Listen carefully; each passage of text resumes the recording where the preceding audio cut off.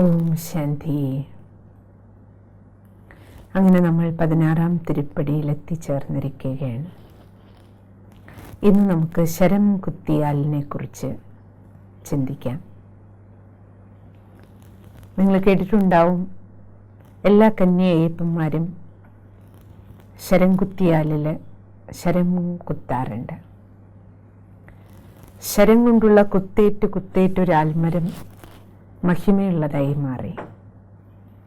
അപ്പം ഇതിൽ നമ്മളും ജീവിതത്തിൽ മനസ്സിലാക്കേണ്ടത് എന്താണ്? എത്ര ശരങ്ങൾ നമ്മുടെ മേലെ അമ്പ് പോലെ ഇത് നമ്മളെ കുത്തുന്നു, നോവിക്കുന്നു, വേദനിപ്പിക്കാൻ ശ്രമിക്കുന്നു. അത് നമ്മൾ എത്രത്തോളം നമ്മുടെ ജീവിതത്തിൽ സഹിക്കുന്നു, ക്ഷമിക്കുന്നു. കാരണം ഒരു മഹാനതയുള്ള വ്യക്തിത്വത്തിലേക്ക് നമുക്ക് പോകണമെങ്കിൽ ജീവിതത്തിൽ സഹനശക്തി ഏറ്റവും പ്രധാനമാണ്. നിങ്ങളെല്ലാ മഹാത്മാക്കളുടെയും ജീവിതം നോക്കിക്കോളൂ. അത് മഹാത്മാഗാന്ധിയാകട്ടെ, യേശുക്രിസ്തുവാകട്ടെ, ശ്രീബുദ്ധനാകട്ടെ, മുഹമ്മദ് നബി ആകട്ടെ, ഏത് മഹാത്മാക്കളെ പുണ്യാത്മാക്കളുടെ ജീവചരിത്രം നമ്മൾ നോക്കുകയാണെങ്കിലും ആര് ഈ ഭൂമിയിൽ എത്ര നല്ല കാര്യങ്ങൾ ചെയ്തിട്ടുണ്ടോ ആ നല്ല കാര്യങ്ങൾ ചെയ്ത സമയത്ത് ആരും അവരുടെ മഹിമ പാടിയത് നമ്മൾ കണ്ടിട്ടില്ല. ആരും അവരെ അംഗീകരിച്ചതായിട്ടോ അഥവാ അവർ മഹാത്മാക്കളായിട്ട് മാറിയത് നല്ല പൂക്കളുള്ള പാതയിലൂടെ സഞ്ചരിച്ചിട്ടല്ല. ഹൈവേ പോലെ ആയിരുന്നില്ല അവരുടെ ജീവിതയാത്ര. നമ്മൾ നോക്കുകയാണെങ്കിൽ നമുക്കറിയാം, അവർക്ക് എല്ലാവർക്കും അവർ നല്ല കാര്യങ്ങൾ ചെയ്തപ്പോൾ സമൂഹവും കൂടെയുള്ളവർ പോലും പലർക്കും അവനവൻ്റെ ബന്ധുമിത്രാദികളിൽ നിന്ന് പോലും ഉപദ്രവങ്ങളാണ് കൂടുതൽ അനുഭവിക്കേണ്ടി വന്നിട്ടുള്ളത്, അല്ലേ? നമ്മൾ മീരാദേവിയുടെയും കഥ കേട്ടിട്ടുണ്ട്. സ്വന്തം ബന്ധുക്കളിൽ നിന്ന് തന്നെ എന്തെല്ലാം സഹിച്ചു. പക്ഷേ ഇപ്പോഴാണെങ്കിലും മീരാദേവിയുടെ മഹിമ പാടും, നമ്മളെല്ലാം കീർത്തനം പാടും, അല്ലേ? അപ്പം ഇപ്രകാരം നമ്മൾ നോക്കി നമ്മുടെ കുടുംബത്തിൽ തന്നെ തിരിഞ്ഞു നോക്കൂ. നമ്മുടെ അച്ഛനാകട്ടെ, അമ്മയാകട്ടെ, അല്ലെ നമ്മുടെ മുത്തശ്ശന്മാർ, നമ്മുടെ ചുറ്റുപാടിലുള്ള പല കുടുംബങ്ങളിലേക്ക് നമ്മൾ ശരി മഹാത്മാക്കൾ, അവർ മഹാത്മാക്കളാണെന്ന് പറയാം, അല്ലെ നമ്മളവരെ കണ്ടിട്ടില്ലല്ലോ എന്ന് പറയാം, നമ്മളവരെക്കുറിച്ച് കേട്ടിട്ടല്ലേ ഉള്ളൂ. പക്ഷെ ഇപ്പം നമ്മൾ ജീവിച്ചിരിക്കുന്ന സമയത്ത് നമ്മുടെ കൂടെ നമ്മുടെ ചുറ്റുപാടുമുള്ള ജീവിച്ചിരിക്കുന്ന കഥാപാത്രങ്ങൾ നിങ്ങളൊന്ന് ഒബ്സർവ് ചെയ്താൽ എന്തിനു കൂടുതൽ നമുക്ക് നമ്മുടെ മാതാപിതാക്കളെ തന്നെ നോക്കി നമുക്ക് മനസ്സിലാക്കാം. ജീവിതയാത്രയിലുടനീളം നമ്മളിപ്പോൾ അവരോട് ചോദിക്കുമ്പോൾ കുട്ടിക്കാലം മുതലുള്ള അവരുടെ ജീവിതയാത്രയെക്കുറിച്ച് നമ്മുടെ മുത്തശ്ശന്മാരെക്കുറിച്ചോ മുത്തശ്ശിമാരോടോ ചോദിച്ചാൽ, മാതാപിതാക്കളോട് ചോദിച്ചാൽ അവർക്ക് എന്തെല്ലാം ശരംകുത്ത് ഏൽക്കേണ്ടി വന്നിട്ടുണ്ട്. നിങ്ങളിന്ന് സമയം കിട്ടുകയാണെങ്കിൽ ഇന്നല്ലെങ്കിൽ ഒരു ദിവസം അച്ഛൻ്റെ അടുത്തല്ലേ അമ്മയുടെ അടുത്ത് വീട്ടിൽ മുതിർന്നവരാരൊക്കെയുണ്ടോ കുടുംബാംഗങ്ങൾ, അത് അമ്മാവന്മാരാകട്ടെ ആരാകട്ടെ, ഇപ്പം മിക്കവാറും കൂട്ടുകുടുംബങ്ങളല്ലാത്തത് കാരണം മുതിർന്നവരൊന്നും ഉണ്ടാവില്ല നമ്മുടെ കൂടെ. അതാണ് നമുക്ക് പറ്റിയ ഏറ്റവും വലിയ മിസ്റ്റേക്ക്. കാരണം അവരുടെ ജീവിത അനുഭവങ്ങൾ നമുക്ക് ഏറ്റവും വലിയ സമ്പത്താണ്. അതാണ് ഇന്ന് നഷ്ടപ്പെട്ടത്. നമ്മുടെ ഏറ്റവും വലിയ നമ്മുടെ കരുത്താണ് നമ്മുടെ കുടുംബം, കൂട്ടുകുടുംബം. എത്രത്തോളം കഴിയും മുതിർന്നവരോടൊപ്പം, അനേകം മുതിർന്നവരോടൊപ്പം, ജീവിത അനുഭവികളോടൊപ്പം, ആർക്കാണോ ജീവിതയാത്രയിൽ ധാരാളം ശരംകുത്തുകൾ കൊണ്ട് എന്നിട്ട് പരിപക്വമായി എന്നിട്ടും അവർ ആ ജീവിത അനുഭവങ്ങളോടുകൂടി നല്ല ജീവിതയാത്ര, സഫലയാത്ര ചെയ്ത ആൾക്കാർ, അവരോടൊപ്പം ജീവിക്കുന്നത് തന്നെയാണ് നമ്മുടെ ഏറ്റവും വലിയ സംരക്ഷണ കവചം. അപ്പം അവരോട് ആരോടെങ്കിലും നിങ്ങൾ മുതിർന്നവരോട് സമയം കിട്ടുമ്പോൾ ഇരുന്നൊന്ന് സംസാരിച്ച് നോക്കൂ. കാരണം മുതിർന്നവരുടെ ജീവിത അനുഭവമാണ് നമുക്ക് ഏറ്റവും വലിയ പാഠം. അതുപോലെ ഒരു പുസ്തകം, അതുപോലെ ഒരു കാഴ്ച നമുക്ക് ഈവൻ സോഷ്യൽ മീഡിയയിൽ നിങ്ങൾ എത്ര തന്നെ പ്രഭാഷണങ്ങളോ മോട്ടിവേഷൻ ക്ലാസ്സുകളോ കേട്ടാലും സ്വന്തം ജീവിതാനുഭവങ്ങൾ നമ്മൾക്ക് പകർന്നു തരാൻ നമ്മുടെ കൂടെ മുതിർന്നവരുണ്ടെങ്കിൽ അതാണ് നമ്മുടെ ജീവിതത്തിലെ ഏറ്റവും വലിയ മോട്ടിവേഷൻ, അതാണ് നമുക്ക് ഏറ്റവും വലിയ പ്രചോദനം, അതാണ് നമ്മുടെ ജീവിതത്തിന് ഏറ്റവും വലിയ സമ്പത്തായി മാറുക.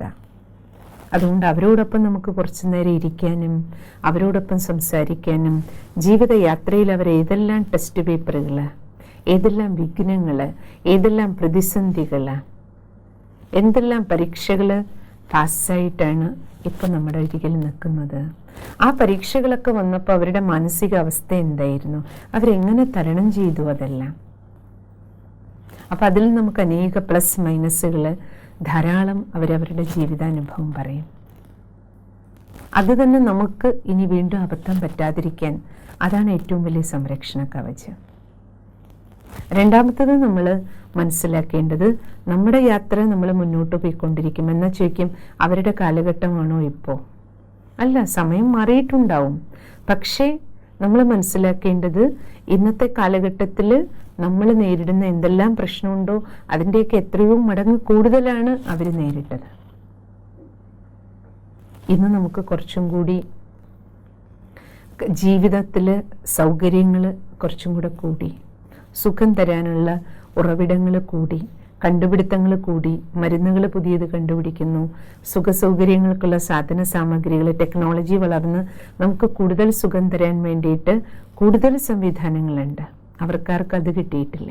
അപ്പം അതുകൊണ്ട് നമ്മളിന്ന് ഈ 16-ാം തിരുപ്പടിയിലെത്തുമ്പോൾ നമ്മൾ മനസ്സിലാക്കേണ്ടത്, നമുക്ക് ജീവിതയാത്രയിൽ എന്ന് ചോദിക്കും, ഈ ശരം കുത്തുന്നത് പോലെ, മുള്ളു കുത്തുന്നത് പോലെ, അല്ലെങ്കിൽ സൂചി കുത്തുന്നത് പോലെയുള്ള കുത്തുവാക്കുകളോ പ്രശ്നങ്ങളോ പരിതസ്ഥിതികളൊക്കെ നമ്മുടെ മുന്നിൽ വരുമ്പോൾ നമ്മളതിനെ എങ്ങനെ തരണം ചെയ്യും?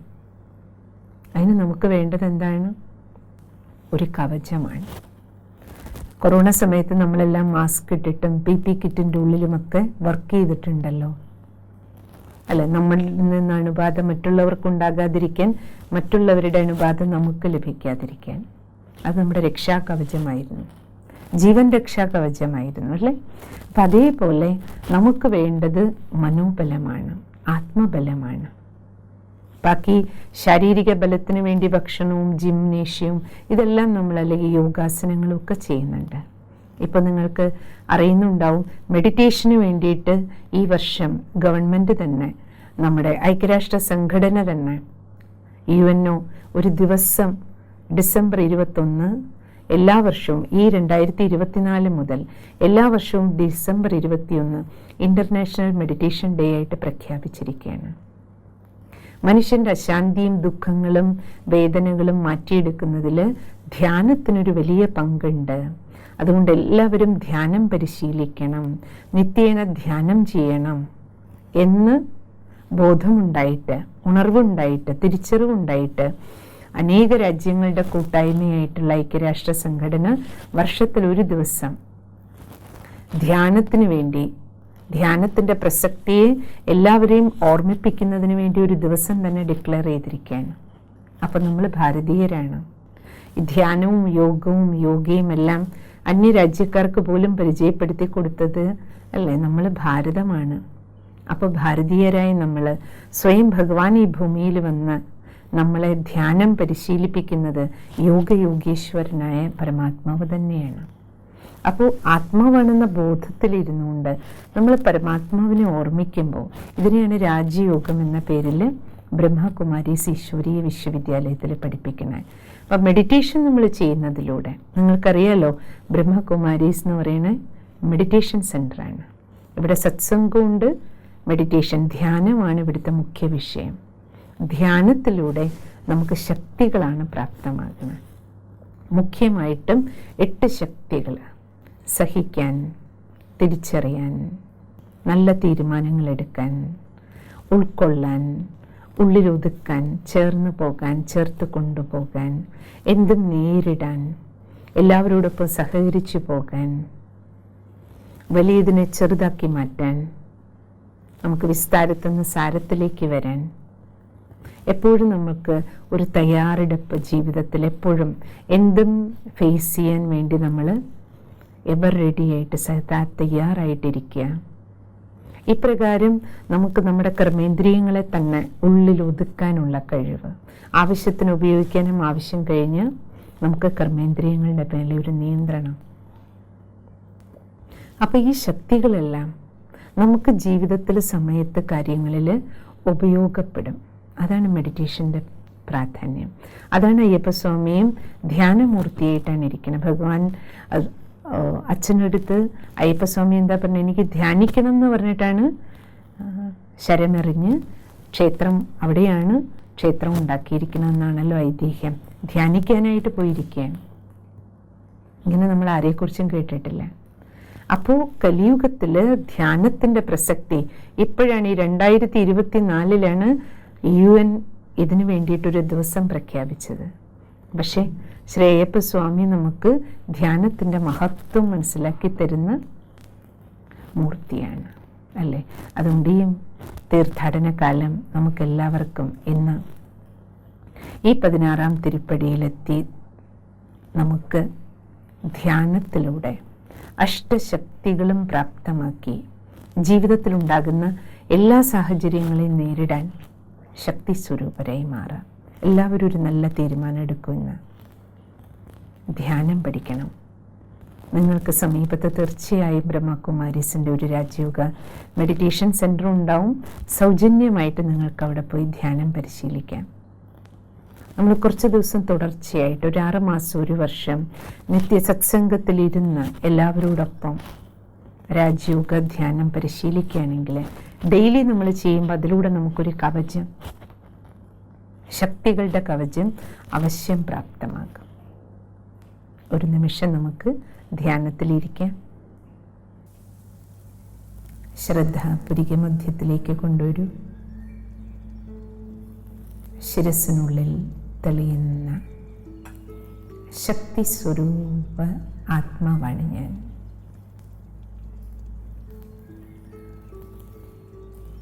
മനസ്സുകൊണ്ടൊറ്റ ഓട്ടോടാം. ഈ ശബ്ദത്തിൻ്റെ ലോകത്തിനുപരി നിശബ്ദതയിൽ കുടികൊള്ളുന്ന മഹാജ്യോതി, പരംജ്യോതി, പരമപ്രകാശം, പരമ്പൊരുൾ.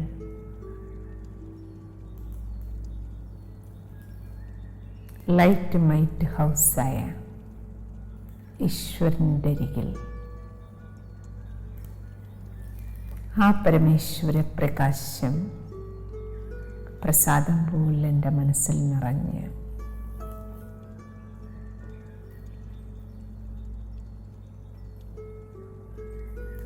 മനസ്സും ശരീരവും ശക്തികളാൽ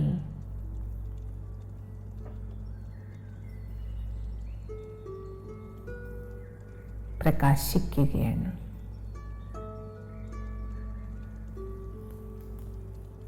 മനസ്സിനും ഒരു ലേപനം,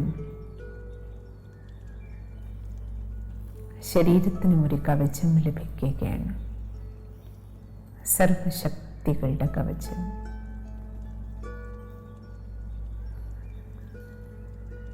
ശക്തികളാണ് എൻ്റെ ആയുധം.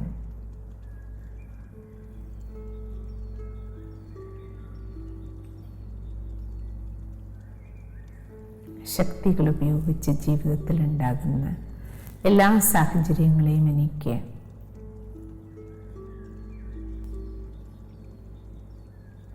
ഏറ്റവും ബെറ്ററായ രീതിയിൽ, ഏറ്റവും മെച്ചപ്പെട്ട രീതിയിൽ, സമാധാനപൂർണം എന്നാൽ ശക്തിശാലിയായി നേരിടാനും വിജയിക്കാനും കഴിയും. അയ്യപ്പസ്വാമിയെപ്പോലെ എനിക്കും ജീവിത വിജയിയാകാനാകും.